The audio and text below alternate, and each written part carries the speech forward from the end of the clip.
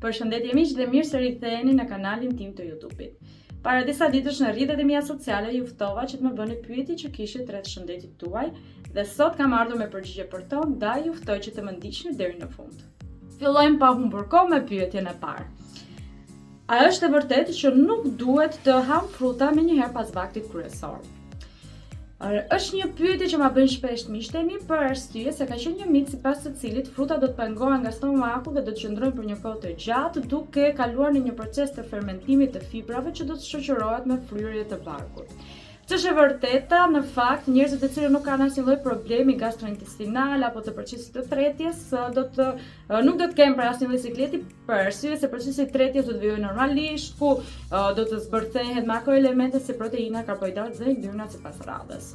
Por nëse ju jeni persona të cilët keni probleme përgjithsisht me tretjen, duke përfshirë dhe siklete me stomakun, gastrit apo edhe sindromin në zorë ose irritueshme, duhet të bëni kujdes dhe të mos konsumoni pas një vakti të rënd të fruta të ëmbla, për arsye se është e vërtetë se mund të keni siklete si fryrje.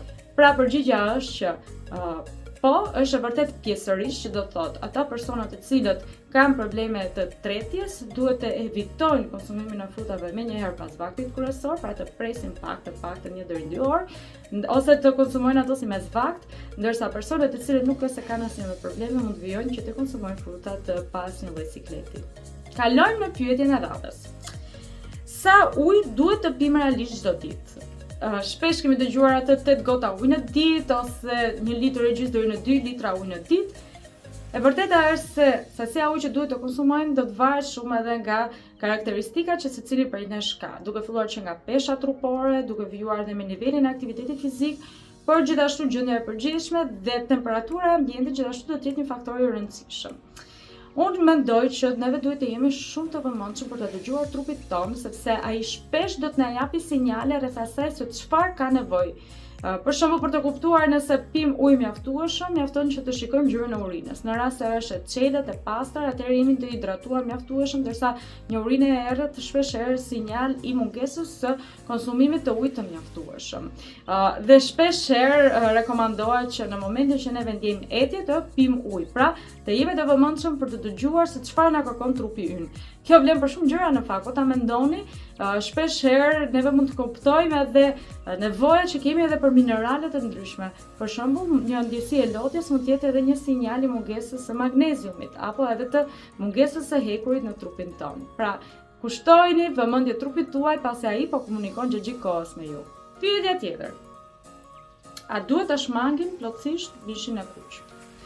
E kuptoj shumë mirë pse vjen kjo pyetje, pikërisht nga shqetësimi i konfirmimit se në produktet e mishit të kuq, që në kuptojnë salamra, prosciutto etj, janë kancerogjen, pra janë shkaktar të kancerit.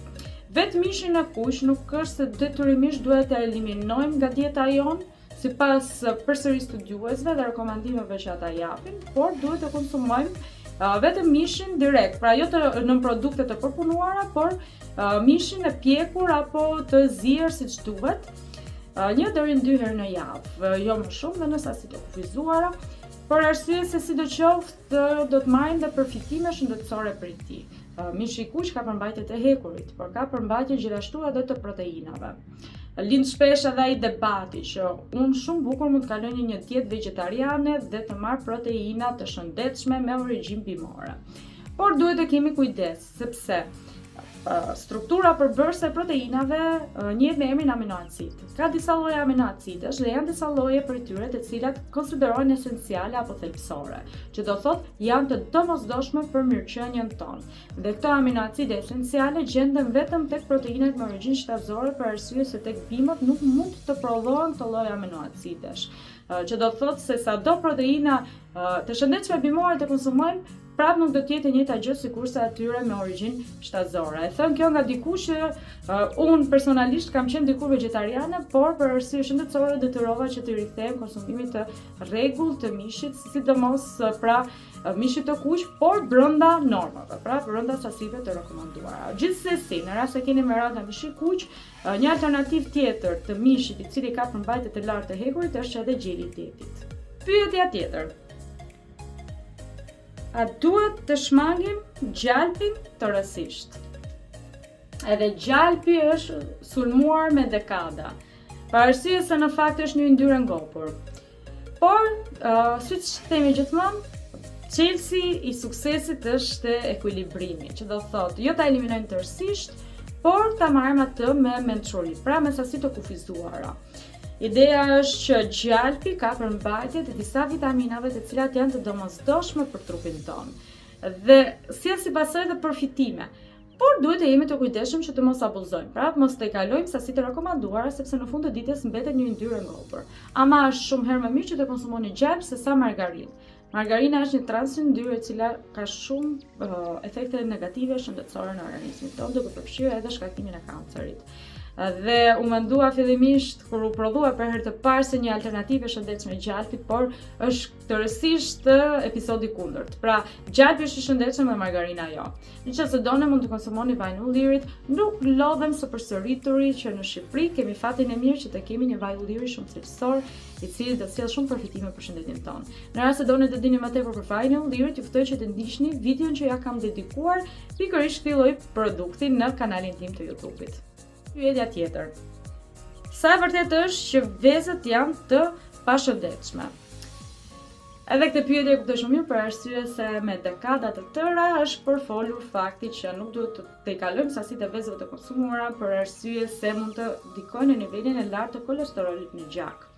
Por studiuesit kanë konkluduar se një vezë në ditë është më së shëndetshme, madje e rekomandueshme, dhe do të ishte preferueshme si një alternativë e shëndetshme mëngjesi një kokë veze zier çdo ditë. Kështu që në rast se nuk keni probleme shëndetësore, vijoni të konsumoni një vezë në ditë pa problem, por në rast se pastaj do të kishit probleme me kolesterolin, e mira është të konsultoheni me një mjek ose me një dietolog që t'ju japë këshillat e duhura. Pyetja tjetër. Dhe më pëlqen kjo pyetje.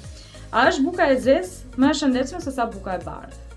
Është folur dhe s'të folur që buka integrale është një alternativë më e shëndetshme, por përsëri duhet kemi parasysh që jo çdo këshill vlen për të gjithë. Është e vërtetë që buka e zezë është një alternativë e shëndetshme që ka shumë fibra të cilat do të ndikojnë pozitivisht edhe në mikrobiomën tonë, pra në florën bakteriale të aparatit të tretës, dhe do të rrisë edhe ndjesinë e ngopjes, por kujdes, personat të cilët kanë probleme me tretjen, të tipit personat të cilët mund të kenë edhe sindromën e zorrës së irritueshme, duhet të bëjnë kujdes për arsye se buka e zezë mund të rrisë ndjesinë e paratis për shkak të krijimit të ndjesisë së fryrës. Pyetja tjetër. Produktet me shënimin light, a janë zgjedhja më e mirë dhe më e shëndetshme? Okej, shumë pyetje e bukur. Unë e kam thënë dhe nuk lodhem së përsërituri që duhet të jemi konsumator inteligjent.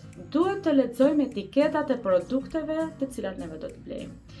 Kur lexojmë etiketat, e para njëherë minimalja fare ka të bëjë me leximin e datës së prodhimit dhe të skadencës. Por nuk duhet të ndalojmë me këtë, por të lexojmë dhe përbërësit. Shpeshherë produktet light nuk është se janë vërtet alternativa më të shëndetshme, për arsye se duke qenë se këto produkte light nuk kuptojnë largimin e yndyrnave prej tyre, mund të kemi dhe largim të shijes, dhe kjo do të thotë që për të zëvendësuar këtë shije duhet të shtohen përbërës të tjerë, aditiv të cilët mund të jenë të pashëndetshëm, ose për shembull tek kosi ndodh shpesh që në rast se është eliminuar yndyra, shtohet sasia e sheqerit në mënyrë që të ketë përsëri një shije të këndshme për konsumatorin. Prandaj lexoni me kujdes etiketat, sepse jo gjithmonë një produkt light është më I mirë. Dhe kjo miq ishte videoja për sot. Në rast se do të keni pyetje të tjera, ju ftoj të më shkruani në çdo kohë, qoftë duke lënë një koment te kjo video apo duke më shkruar në rrjetet e mia sociale, unë patjetër me kënaqësi do ju përgjigjem pyetjeve që do të keni. Në rast se ky informacion që ju përcolla sot ju duk I vlefshëm, ju ftoj që t'i bëni like videos dhe ta ndani atë me miqtë tuaj, dhe sigurisht pse jo të mos abonoheni në kanalin tim në mënyrë që të mos u mbisni përditësimet e mia. Bashkë do të shihemi në videon e radhës dhe si gjithmonë deri atëherë ju uroj të gjitha shëndet sa më të mirë.